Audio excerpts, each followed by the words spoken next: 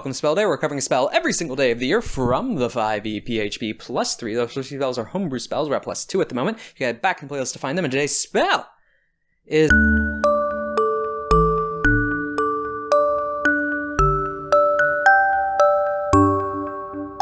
First level enchantment, cast 10 for 1 action, range of 90 feet, components herbal somatic material, a pinch of fine sand, rose petals, or a cricket. A single cricket? Does it need to be alive? Duration, 1 minute. The spell sends creatures into a magical slumber. Roll 5d8. The total is how many hit points of creatures this spell can affect. Creatures within 20 feet of the point you choose within range are affected in ascending order of their current hit points, ignoring unconscious creatures. Starting with the creature that has the lowest current hit points, each creature affected by this spell falls unconscious until the spell ends. The sleeper takes damage, or someone uses an action to shake or slap the sleeper awake. Subtract each creature's hit points from the total before moving on to the next creature with the lowest hit points. Creature's hit points must be equal to or less than the remaining total for that creature to be affected. Undead and creatures immune to being charmed aren't affected by this spell. At higher levels, when you cast this spell using a spell slot of 2nd level or higher, roll an additional 2d8 for each slot level above 1st.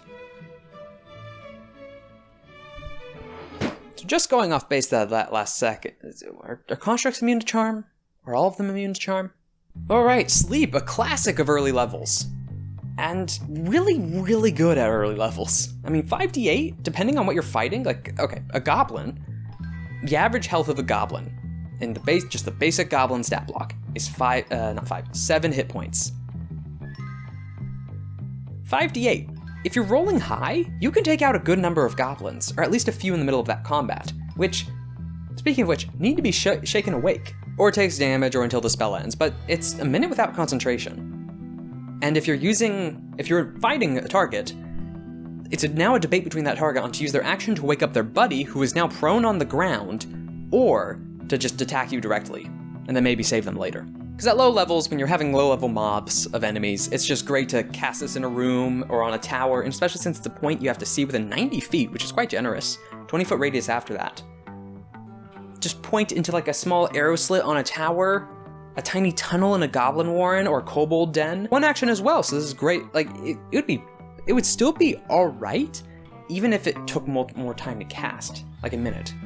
Especially if you could do it from stealth and then it did a few more hit points. But anyway, what it is now, action, it's actually a combat spell, but it's a disabler. The disable sense of you're just now unconscious. Because alright, we're reading, yes, this is just the DM screen, but we're reading it, alright. An unconscious creature is incapacitated, which means it can't take actions or reactions, can't move or speak, and is unaware of its surroundings. The creature drops whatever it's holding and falls prone.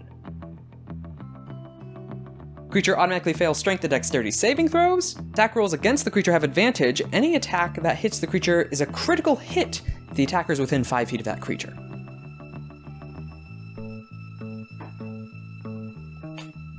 I mean, unconscious is bad, but that's so good.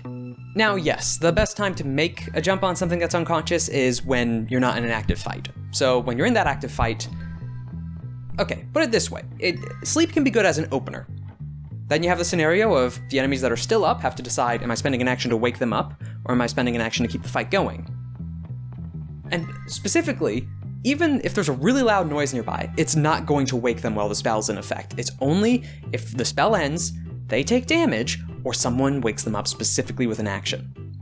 They won't wake up to sound. The spell is keeping them under. You can cast sleep on someone and the apocalypse is happening outside the window and they're still fast under. But one argument I have for sleep is as an action, as a combat closer, similar to how banishment is used. Not exactly how banishment is used, but in the sense of it's knocking people out of the fight ahead of time if you're casting it early, or if you're casting them on them last, it gives you an entire minute to decide what to do and prep for when they wake up, or they come back, or in the sense of sleep, just what to do right before they wake up. Because an entire party hitting a creature under the effects of unconscious,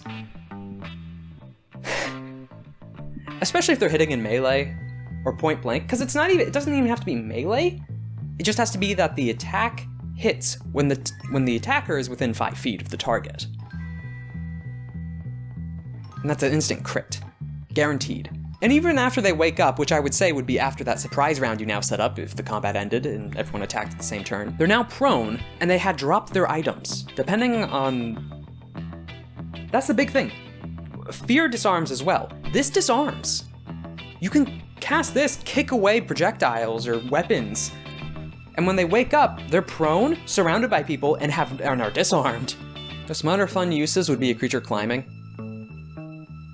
Cast this on them when they're climbing up a wall or holding something up or helping tug on a rope and then they just collapse. Though the issue that usually comes up with this spell is the hit point pool, which is to its benefit and its detriment. In one sense, it's not up to a save, meaning this goes through legendary saving throws, or legendary resistances, because you're not saving against anything.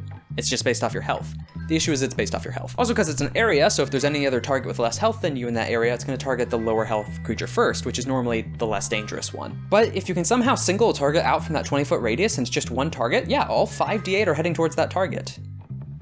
Which at higher levels really begins to wean off and not be as effective. Like I said, this is best known for goblins, kobolds, etc., the small swarm creatures. At higher levels, or even decently higher levels, certain minions are going to be way above the hit point count of this spell. But then you just go for the Pokemon route, or at least what I reference as it. Because in Pokemon, you're not going to throw a Pokeball to catch them right away, you're going to damage them first. When they're weakened, then you throw the Pokeball out, and you're more likely to catch them. I haven't played Pokemon in so long. Though we've been talking about combat, and lethal combat in that sense, but in a general setting and world building wise, again, spell level access, this is a first level spell, the material component is not a gold cost nor consumed, and it's not concentration for a minute, 90 feet.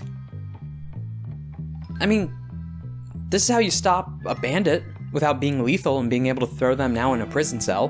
90 feet! 20 foot! The issue is if the bandit might purposely run into crowds, hoping that it'll target the people around them first. But if you got them singled out, go for it. It's relatively unharmful. Well, it's knocking a target unconscious, so you can just...